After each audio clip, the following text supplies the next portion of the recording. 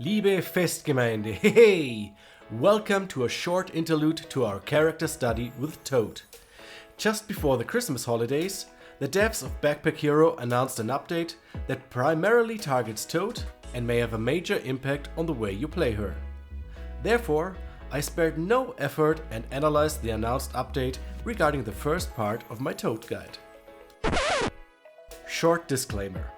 At the time of creating this video, the update is only on the public testing branch and therefore not yet live. In this build, however, some items already differ from the patch notes, so I will only upload a deeper analysis of the patch once it is live.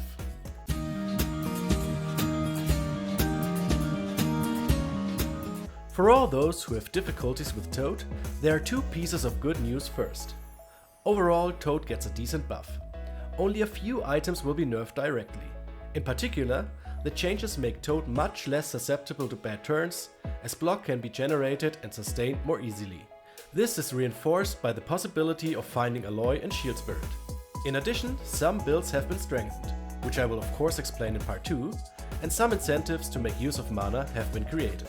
Secondly, everything I said in part 1 of my guide still holds true in my opinion, so I don't have to completely rewrite the guide. But to be on the safe side, you can take another look at it. However, I would like to emphasize a few points again in light of this update.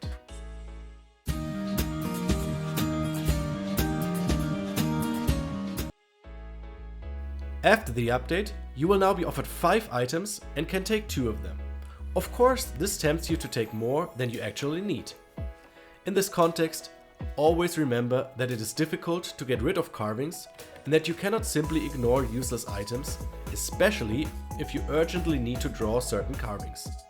Therefore, concentrate on the items you need or those that lead you to them. We are of course talking about item grouping.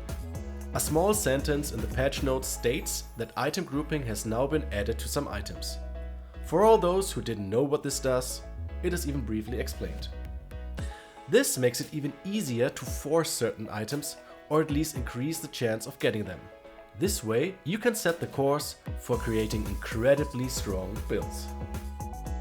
Speaking of incredibly strong builds, I must not have hyped Matthew's item set option enough in part 1, because the update makes this start even better. On the one hand, the base damage of Toss has been doubled, which also benefits the build with Mossy Maze, even if it's only 4 damage more per combat turn at the beginning. On the other hand, it is the stepping stone to all conceivable builds without major phases of weakness. The additional item groupings already mentioned leave more room for experimentation.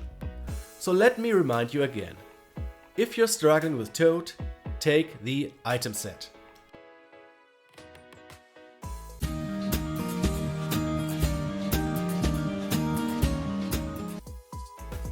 That's all I have to say about the update for now. But I'm already getting ready for more in-depth analysis of the patch and of course for part 2, which will be about builds, and more builds. So, liebe Festgemeinde, hey! Come back again, treat yourselves to another video. Feel free to leave the usual triad of subscribe, like and comment. I'd be delighted. Until next time, take care, ciao.